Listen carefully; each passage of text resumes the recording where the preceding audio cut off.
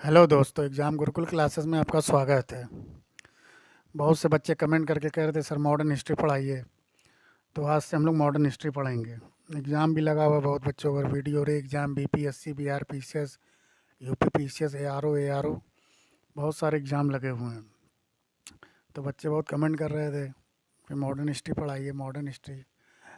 आज से modern history class चलेगी और पॉलिटी के भाग 5 तक क्लास हो गई है। जिसने ना देखा हो आप लोग चैनल पर जाके एक बार देख लीजिए। सीरियल बाय सीरियल से सारे चैप्टर हैं। कम समय में मैटर ज़्यादा दिया गया है आप लोगों को।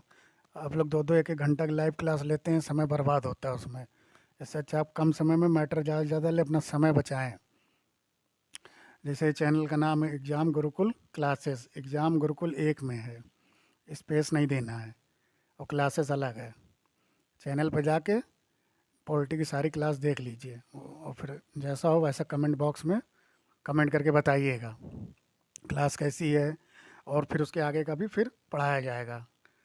चलिए आज से देखते हैं 1857 की क्रांति या विद्रोह। एक एक चैप्टर वाइज चलेंगे, पूरा हिस्ट्री पढ़ाएंगे आपको। एक एक सिलेबस कंप्लीट होएगा आपका एग्ज़ाम के पहले।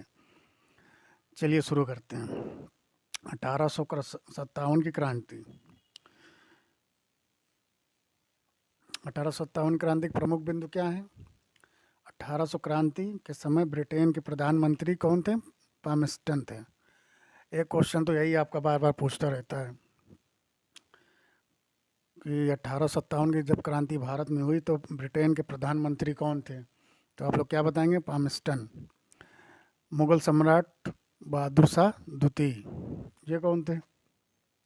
जब 1857 की क्रांति चालू हुई, शुरू हुई, तो जितने भी क्रांतिकारी लोग थे वो सब दिल्ली पहुंच के बहादुर शाह को अपना नेता घोषित कर दिया। उन लोगों ने नेता जब घोषित कर दिया मुगल सम्राट का, बहादुर शाह द्वितीय, इनको नेता घोषित कर दिया। अब विद्रोह दबाने के नियुक्त सेनापति कौन था अंग्रेजों की तरफ से? कैंपबेल। जहाँ जहाँ विद्रोह हुआ, जिस जिस राज्य में, जिले में, वहाँ का विद्रोह किसने दबाया? कैंपबेल, जो अंग्रेजों की तरफ से था। और एक तो ये पूछा जाता है विद्रोह का प्रतीक क्या था? कमल और रोटी। क्वेश्चन सीधे सीधे ऐसे आता है 1857 के क्रांति के समय विद्रोह का प्रतीक क्या था? कमल और रोटी। ये भी आप लोग को याद कर रखना है। और उस टाइम भारत के गवर्नर जनरल कौन था? Lord Canning. भारत के गवर्नर जनरल कौन था? Lord Canning. प्रमुख कारण क्या थे इसके? इस क्रांति के प्रमुख कारण क्या थे? 5 कारण थे। एक राजनीतिक कारण, दूसरा आर्थिक, तीसरा सामाजिक, चौथा सैनिक, तत्कालिक कारण। अब राजनीतिक कारण क्या था? डलहौजी की एक तो हड़प नीति, जो हड़प लिया जाता था राज्य को। दूसरी आर्थिक कारण क्या था? टैक्स में वृद्धि या करों में वृद्धि, उद्योग और कृषि का अकाल। सैनिक कारण क्या था? 5 भारतीय सैनिक पे 1 ब्रिटिश सैनिक, यानी 5:1। ये प्रमुख कारण था। क्वेश्चन ये भी आता है कि 1857 क्रांति में प्रमुख कारण क्या था? राजनीतिक कारण तो डलहौजी की हड़प नीति हो गई। आर्थिक कारण बहुत पूछता है, जिसमें टैक्सों में वृद्धि। सैनिक कारण में आप लोग बता ही लेंगे, 5 भारतीय और 1 ब्रिटिश सैनिक था। अब चलिए शुरू करते हैं। 34वीं इन्फेंट्री के सिपाही थे मंगल पांडे।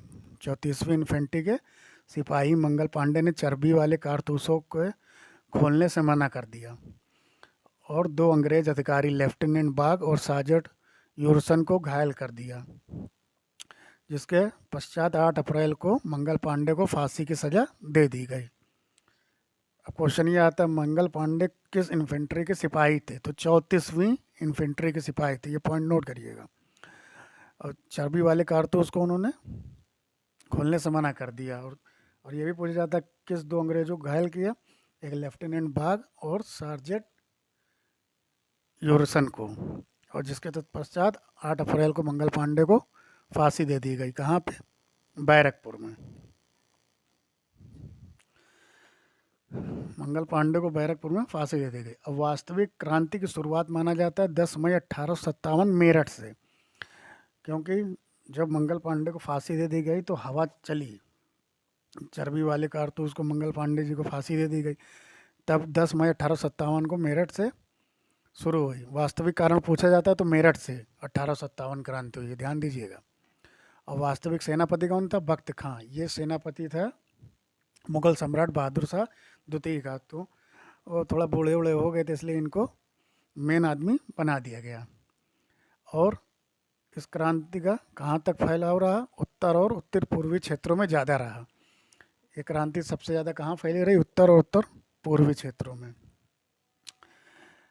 अब देखिए, दिल्ली से किसने शुरू किया? बहादुर शाह द्वितीय ने। यहाँ पे किसने दबाया, विद्रोह दबाया? हडसन, अंग्रेजों का हडसन। और 1862 में रंगून में इनकी मृत्यु हो गई, बहादुर शाह द्वितीय की। यह भी पूछा जाता है किस मुगल सम्राट की भारत के बाहर मृत्यु हुई? तो बहादुर शाह द्वितीय की 1862 में। लखनऊ से बेगम हजरत महल, इनका विद्रोह किसने दबाया? कैंपवेल ने।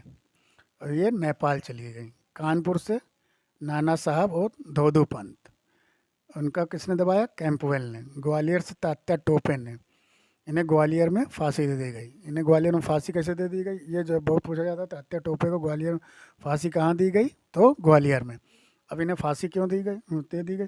इनके एक दोस्त थे मान सिंह, इन्होंने धोखे से उनको बुलाया, अंग्रेज़ों से मिल के इनको धोखा दे के इनको फांसी दे दी गई, गद्दारी कर दी इनके साथ।